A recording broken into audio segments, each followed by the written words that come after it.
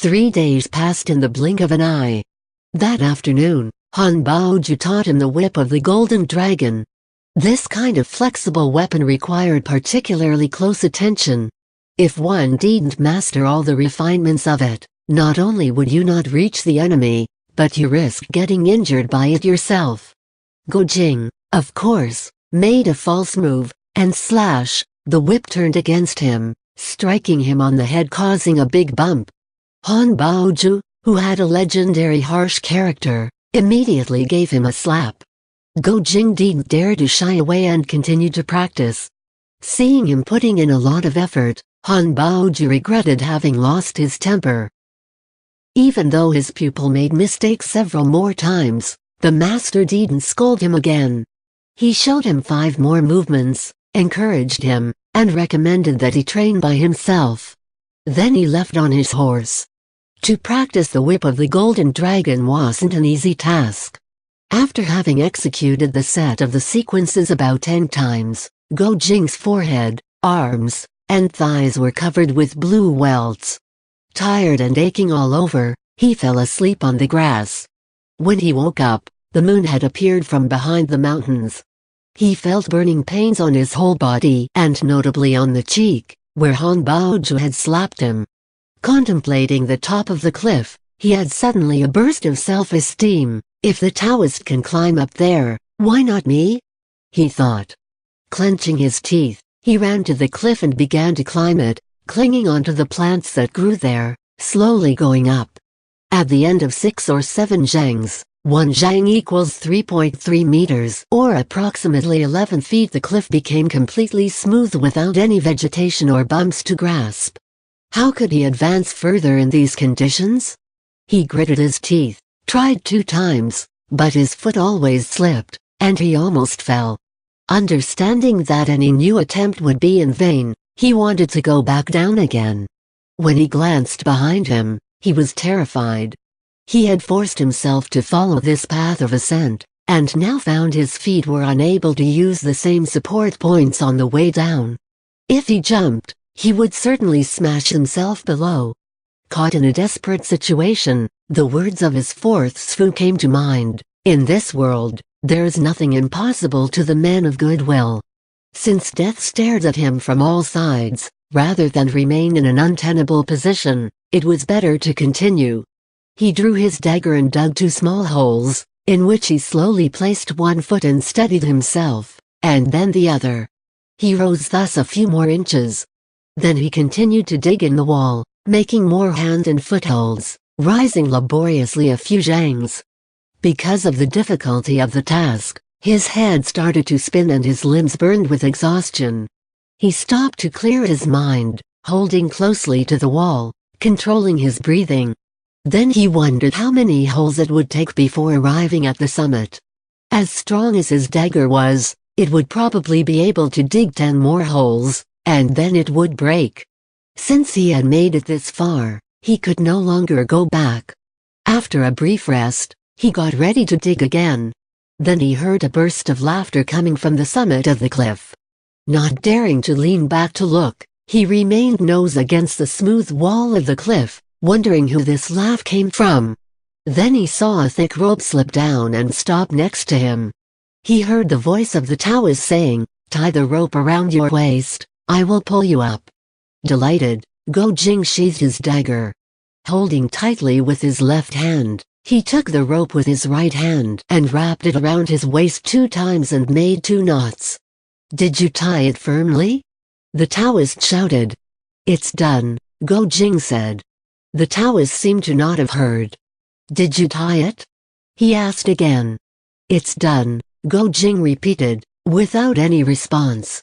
Some instants later, the Taoist laughed again and said, "Ah, I forgot your breathing is not yet sufficiently powerful, your voice cannot carry as far as mine. If you tied it well, pull 3 times on the rope." Go Jing obeyed and pulled 3 times. Suddenly, the rope grew taut. His body flew up toward the summit of the cliff.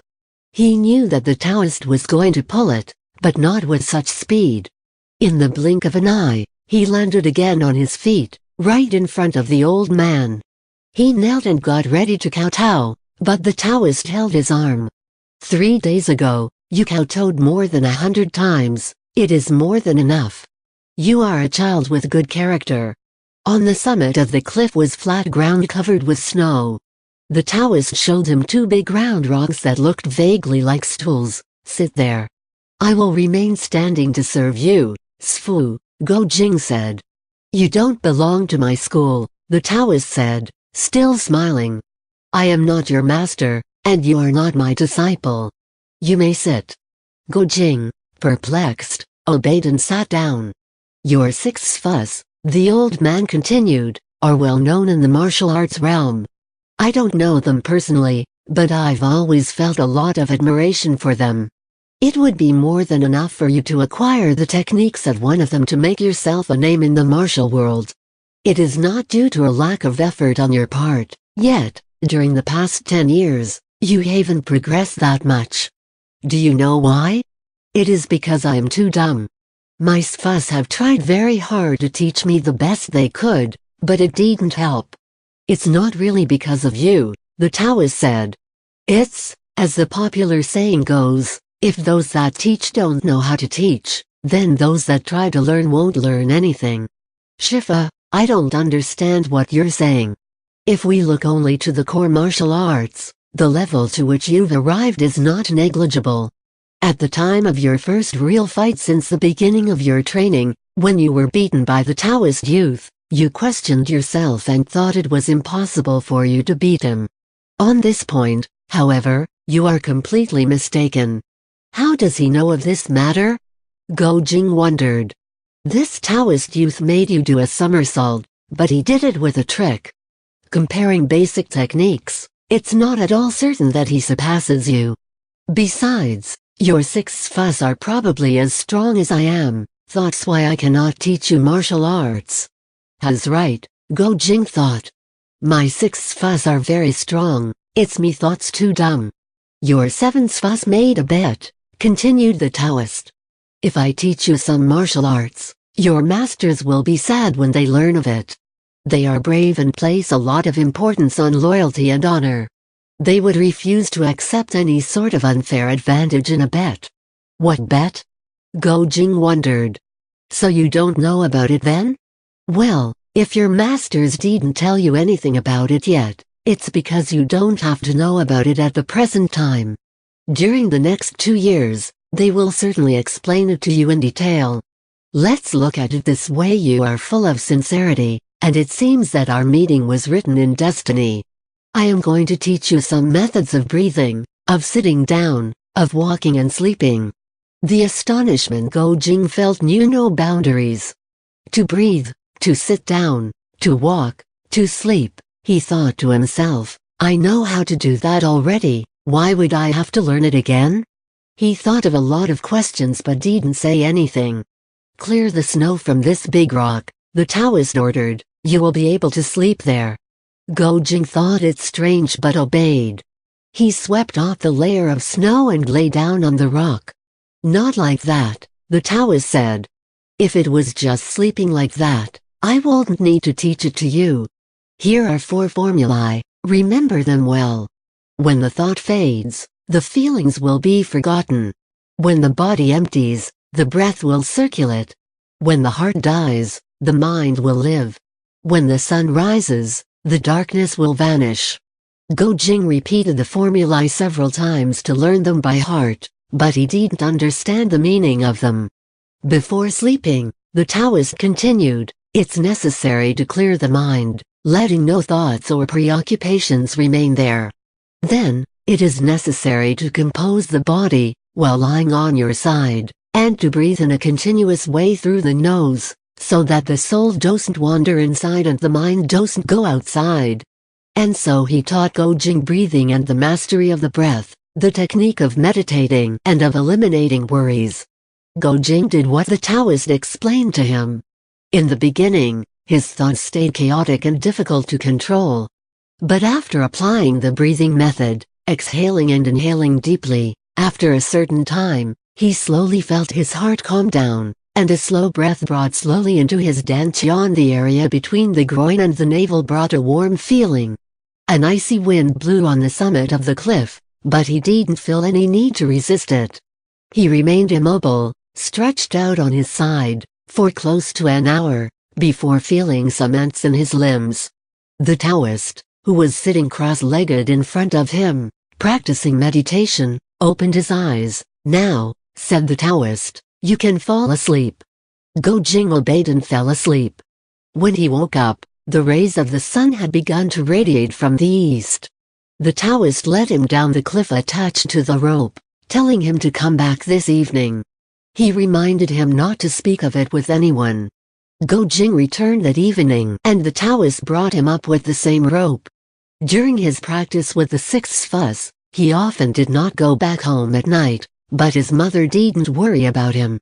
And so he went in the evening and left at dawn, practicing meditation and the mastery of breathing all night on the summit of the cliff. It was strange.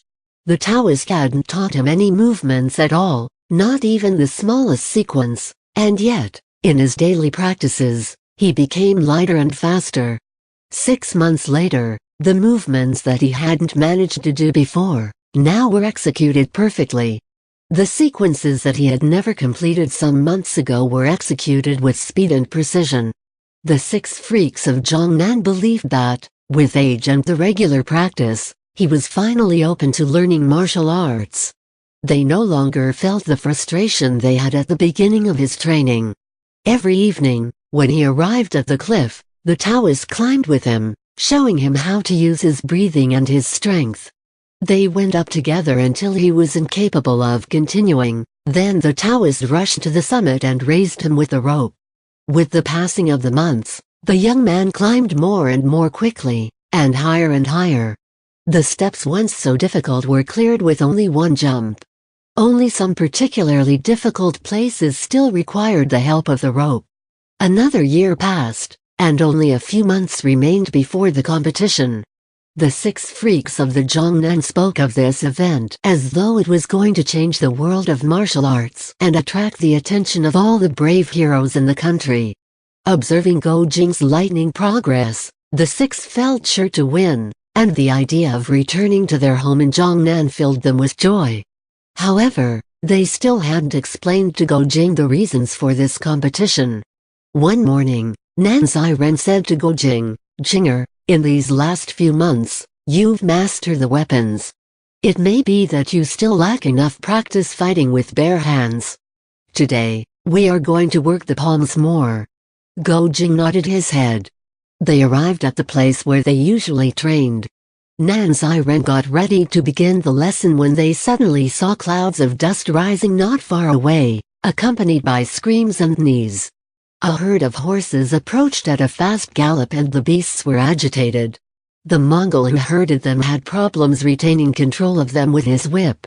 Just when they'd barely settled down, one could suddenly see, coming from the west, a small red horse, with the hair the color of fire.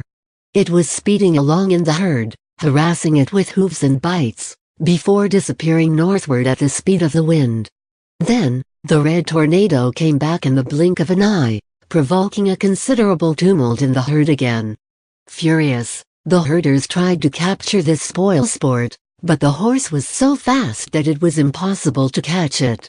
In an instant, the horse had moved off and stood several zhangs away, neighing proudly, as if he was very happy with the shambles he'd caused.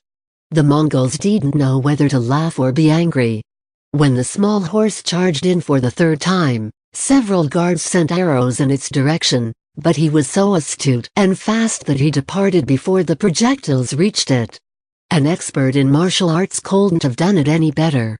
The 6 freaks, along with Go Jing, were fascinated. Even Han Baoju, who loved horses above all else, had never seen such a magnificent and fast animal. His own horse, Wind Chaser, had rare speed, unequaled even in Mongolia. However, the small red horse surpassed them all. Han asked the herders where this marvel came from. "This wild horse," answered a herder, "comes from some mountains. We first saw it a few days ago and found it so beautiful that we wanted to capture it, but did not succeed. Our attempt put it in a mean mood and, for these past few days, It keeps coming to bother us." "It is not a horse," said a very serious old horse herder. "What is it then?" Han Baoju wondered. "It is a transformed celestial dragon. We shouldn't bother him." "A dragon transformed into a horse?" another horse herder mocked. "What nonsense! What do you know of it? I've kept horses for several years, but I never saw an animal as fabulous as this one, ever." He had not finished speaking when the small red horse sped again into the herd. The equestrian arts of Han Baoju, nicknamed the horse god, were remarkable. Even the Mongols, who constantly lived in the saddle, recognized his superiority. Seeing that the small horse had come back, and knowing well which way he was going to leave, he stood in a strategic position and awaited the passage of the animal. When it approached, he suddenly jumped, a very calculated jump, so that he should have managed to straddle the beast. He had tamed so many stubborn horses in his life that he had the conviction that once on its back, he wouldn't fall. However, in a split second, the small red horse accelerated, making Han Baoju miss his mark. Furious, he ran after him, but how could he have caught up with such a fast animal? Suddenly, someone jumped and seized the mane of the horse with his left hand. Surprised, the horse galloped even faster. Still clutching the horse's mane, the man let himself be pulled along with his body off the ground. The spectators noisily applauded. Astonished and delighted, the 6 freaks saw that it was Go Jing that was being cheered. "But where," Zhu Chong asked, "did he learn a lightness technique that's sophisticated?" "Our Jinger has made immense progress lately," Han Zhaoying said. "Could it be his dead father that guides him from the heavens? Or would it be fifth brother?" How could they have known that, for the past 2 training years, the Taoist of the 3 adornments had taught him every evening, on the cliff summit, the mastery of breathing? Even though he didn't teach him any fighting skills, he had initiated him into the superior art of Niagong. Every evening, when he climbed and descended the cliff, Go Jing practiced, without the knowledge of his teachers, a very subtle lightness technique called the flight of the golden eagle. Having a naturally simple and confident mind, he was completely unconscious of what he had learned from the Taoist. His progress in the mastery of his internal energy and in this technique of the flight of the golden eagle only appeared when he practiced lightness techniques with Zhu Chong, Quan Jinfa or Han Zhaoying. He didn't realize it, and the 6 freaks were pleasantly surprised at his improved performance, without suspecting the truth. At this time, Go Jing saw that the red horse ran, and the 3rd master did not pick up. He flew out, jumped, and caught the horse. 6 freaks saw Go Jing's body was in the air and turned smoothly. Observing the Niagong of their disciple and his suppleness that didn't correspond at all to what they had taught him, they looked on in astonishment, suspecting that the young man had another master. The 6 people looked at each other in speechless despair, and they were very shocked. Go Jing suddenly executed a somersault in the air and dropped astride the horse. The horse reared, kicked with its hind legs and bounded to all sides as if possessed. But the boy clamped down with his thighs and didn't allow himself to be tossed off. Han Baoju shouted some instructions to him and told him some tricks to master the horse, which ran with renewed vigor for more than an hour, apparently untiring. His audience was in awe. The old horse herder knelt and whispered some prayers, imploring the sky not to punish the man for having offended the dragon horse, before shouting to Go Jing to let him go. But he didn't hear a thing and stayed glued to the horse as if he was attached by a rope, reacting to all of its movements smoothly. "Come down off that horse," Han Zhaoying shouted. "Let your 3rd Sfu replace you." "Absolutely not," protested Han Baoju. Changing the trainer now would risk all of the work he has done up to now.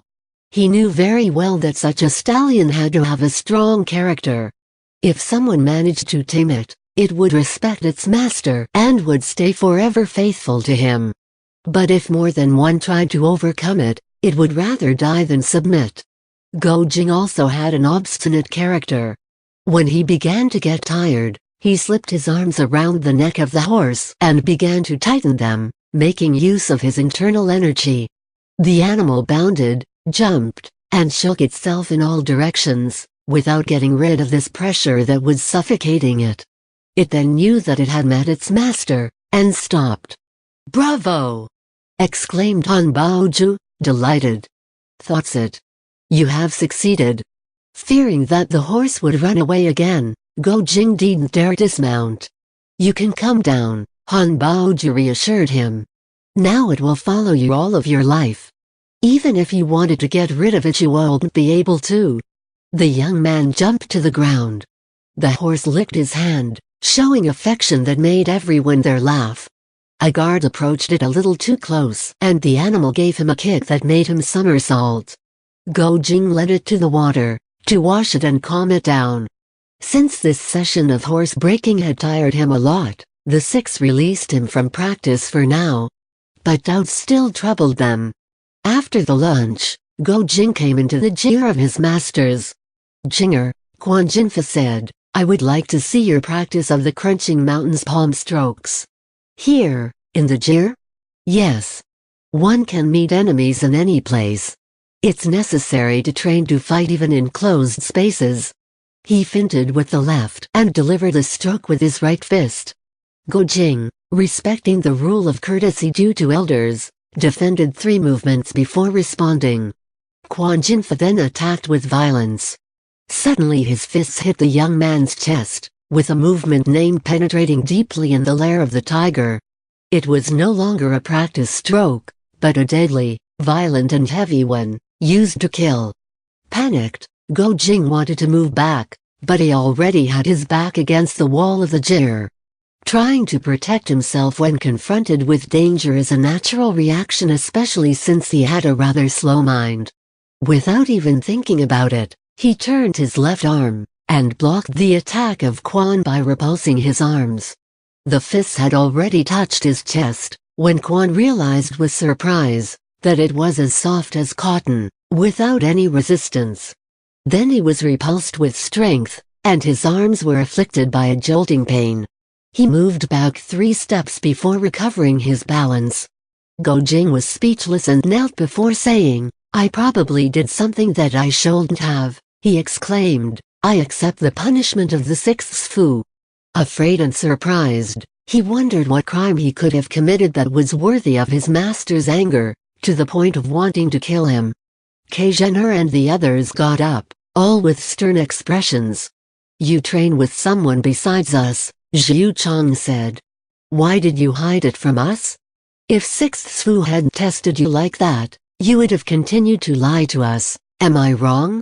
"There is only Master Jeb," Go Jing said, "who teaches me the bow and the spear.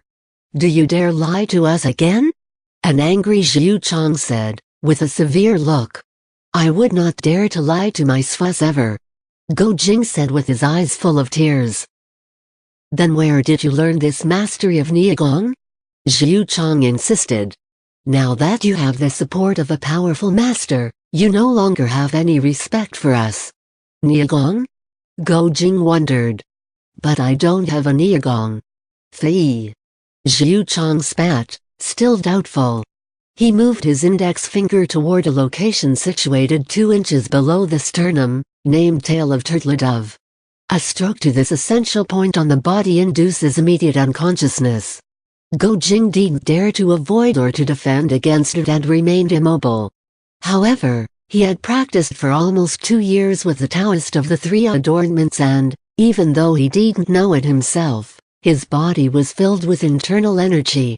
On contact with Zhu Chong's finger, his flesh naturally retracted and then expanded itself, repulsing the finger. The stroke still hit the point effectively, but caused only a certain amount of pain, without succeeding in affecting that point on the meridian. Zhu Chong had not used all of his strength, but Go Jing's internal energy had succeeded in neutralizing him. When he realized it, he was astonished and angry. "And that's not Niagong?" he shouted. "Could the Taoist master have taught me Niagong?" wondered Go Jing, finally understanding. He said, "During these past 2 years, someone came, every evening, to teach me how to breathe, to sit and meditate and to sleep. I found it funny, but I followed his instructions. But he didn't teach me any techniques, but he did tell me to not talk about it with anyone. Since I thought that there wasn't anything wrong with it and that it didn't affect my practicing, I didn't speak of it to any of you. I recognized my mistake. I won't go to him anymore. He kowtowed. The six looked at each other and thought, the young man seems sincere, and he doesn't seem to be lying. Don't you know what the Niagong is? Han Xiaoying asked. I really don't know what the Niagong is. Go Jing said. He told me to sit and meditate and to breathe slowly, without thinking about anything while concentrating only on the way the breath circulates inside the body. In the beginning I couldn't manage to do it, but lately, I've had the impression that, inside me, there was something like a hot small mouse running through all of my body. It was very funny. The six were surprised and delighted at the same time, to see that this simple-minded kid had succeeded in reaching such a level. This was not very easy, especially for him. In fact, Go Jing did have a simple mind. Compared to so-called intelligent people, he didn't have a head cluttered full of difficult and meandering thoughts to bother him. His type of mind encouraged progress in the acquirement of Niagong. Thus, in barely 2 years, he had succeeded in reaching this level. Who taught it to you? Zhu Chong asked. He doesn't want me to say his name, answered Go Jing. He said that the kung fu of mice fuss is not lower than his, and that's why he cannot teach me martial arts and cannot be mice fu. He made me swear to not ever describe his appearance to anyone. The six freaks were more and more astonished. In the beginning, they thought to themselves that Go Jing had by luck met an expert, and were delighted for him. But this individual appeared so mysterious that they were now suspicious. With a gesture, Zhu Chong asked Go Jing to leave. I won't dare go and amuse myself with him anymore, the young man said. You can go, reassured Zhu Chong. We are not angry with you, but you don't need to tell him that we know. Go Jing acquiesced and, seeing that his masters weren't annoyed anymore, happily left. Outside of the chair, he saw Hua Zhang with the 2 white eagles, which had grown a lot. Standing next to her, they were nearly as tall as her. Come quickly, Hua Zhang said, I've been waiting for you a long time. One of the eagles fluttered over and came to perch on Go Jing's shoulder. A while ago, he said, I tamed a small red horse that runs with incredible speed. I don't know if it will let you mount it. If it doesn't let me, said Hua Zhang, I'll slaughter it. No, you won't. The 2 young people, hand in hand, ran on the plain to have fun with their horses and eagles.